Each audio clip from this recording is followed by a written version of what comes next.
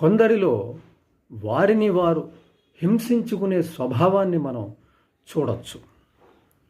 ఏవైనా సంఘటనలు జరిగినప్పుడు, వారి విషయంలో ఏవైనా అన్యాయం జరిగినప్పుడు కానీ, తప్పు జరిగినప్పుడు కానీ, పొరపాటు జరిగినప్పుడు కానీ, వారి పాత్ర ఉన్నా లేకపోయినా వారిని వారే హింసించుకునే స్వభావం కొంతమంది దగ్గర ఉంటుంది.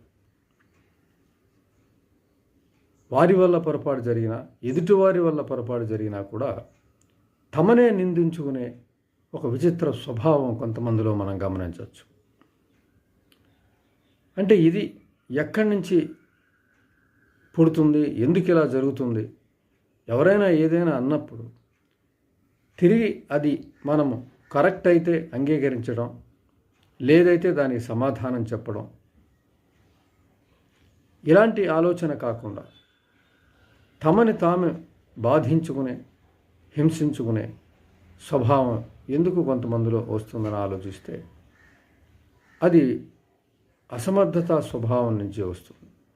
అంటే తగిన సామర్థ్యం లేనప్పుడు, తగినటువంటి క్యాపబిలిటీస్ లేనప్పుడు, అనుకూలత లేనప్పుడు, తిరిగి సమాధానం చెప్పలేని అసమర్థత ఉన్నప్పుడు ఆ విధమైనటువంటి స్వీయ హింస కొనసాగే అవకాశం ఉంటుంది. అంటే అనేక కారణాల వల్ల బాల్యంలో మనసు ఎదగని పరిస్థితి కావచ్చు, బాల్యంలో సరైన ఆదరణ పొంది ఉండకపోవచ్చు, సరైన ప్రోత్సాహం లభించకపోయి ఉండొచ్చు, ప్రేమ లభించకపోయి ఉండొచ్చు, భద్రత లభించకపోయి ఉండొచ్చు, వెనక మద్దతు లభించకపోయి ఉండొచ్చు, ప్రేమించేవాళ్ళు ఉండకపోయి ఉండొచ్చు. ఈ విధమైనటువంటి కష్టమైనటువంటి బాల్యంలో పెరిగిన వ్యక్తుల్లో ఈ స్వీయ హింసని మనం చూడవచ్చు. ఏదైనా పరిస్థితి వచ్చినప్పుడు తమ వైపే తమ ఆలోచించుకుని తమని తామే హింసించుకునే స్వభావాన్ని మనం ఇటువంటి వాళ్ళ దగ్గర గమనించవచ్చు. అయితే ఈ స్వభావం నుంచి బయటపడి తీరాలి.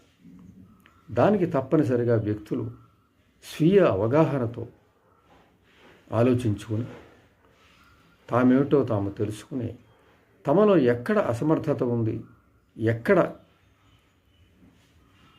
చేతగానితనం ఉంది, లేదంటే ఎక్కడ మాట్లాడలేనితనం ఉంది, ఇవన్నీ కూడా గమనించి వాటిని సరిచేసుకున్నట్లయితే తప్పనిసరిగా దాని నుంచి బయటపడవచ్చు. మామూలు ఆలోచన విధానంతో ముందుకు వెళ్ళి